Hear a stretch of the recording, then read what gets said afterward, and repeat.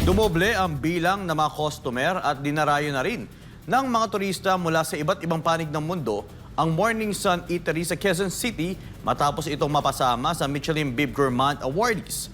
Maging si Tourism Secretary Cristina Garcia Frasco ay hindi pinalampas ang pagkakataong matikman ang mga putahing patok sa naturang karinderya. Si Jason Rubrico magbabalita. Sa Project 4 Quezon City sa isang simpleng kanto kung saan amoy ang iniihaw na barbecue at bagong lutong ulam, matatagpuan ang Morning Sun Eatery, ang karinderyang biglang sumikat sa buong mundo. Dumadagsa ngayon ang mga customer sa naturang karinderya, kabilang na si Jake Wasserman mula sa Estados Unidos na sinadya ang pagpunta matapos may rekomenda ng kaibigan at mabatid na isa ito sa mga napabilang sa Michelin selection. My friend Charles recommended it. He said it was Michelin recognized and had really good food.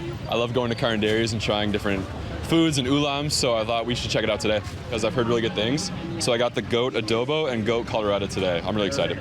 Para sa mag-inang sina Elizabeth at Lynn Mortera, hindi pa rin sila makapaniwalang ang maliit nilang karinderya na itinayo noong 1995, ngayon bahagi na ng Michelin Beef Gourmand Awardees for 2026.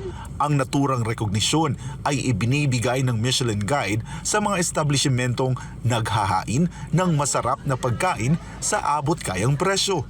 At dahil doon, literal na dumoble ang bilang ng customer sa kanilang karinderya. Good problem. Kasi problem po, kasi nakakapagod po talaga. As in kahit sa pagluluto po talaga nakakapagod. Sa pag-prepare. Pero masaya po kasi sobrang dumami po yung mga, lalong dumagdag po yung mga customer. Marami pong pumupunta, kahit pa po mga malalayong lugar, pinupuntahan po kami. Para po matikman po yung luto po namin. Ang Morning Sun Eatery ay kilala sa mga putahing gaya ng dinakdakan, barbecue at lutong kambing. Ano raw ba ang kanilang sikreto? Pagmamahal namin sa pagluluto. Ayan, di ba?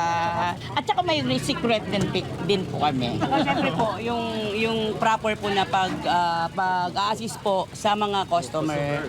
And yun po, kailangan po talaga din, mahalin din po natin yung mga customer natin. Personal na tinungo ni Tourism Secretary Cristina Garcia Frasco ang Morning Sun Eatery para ibigay ang kanilang Michelin Guide plaque. At syempre, hindi rin pinalagpas ng kalihim na matikman ang mga pagkain dito.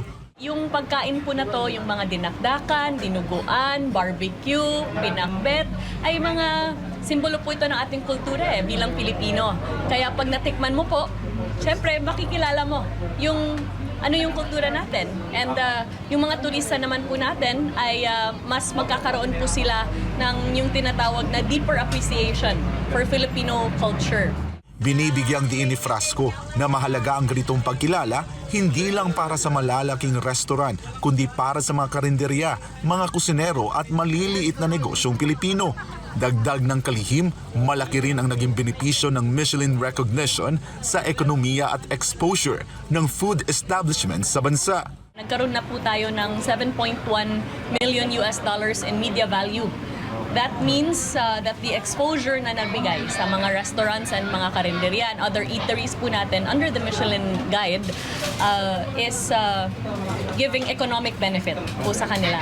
Bukod sa Morning Sun Eatery, personal ding inabot ni Frasco ang Michelin Guide plaques sa iba pang Filipino restaurants na bahagi ng 108 establishments na kinilala ngayong taon para sa mataas na kalidad ng pagkain at mahusay na serbisyo. Para sa Diyos at sa Pilipinas kong mahal, ako si Jason Rubrico, SM9 News.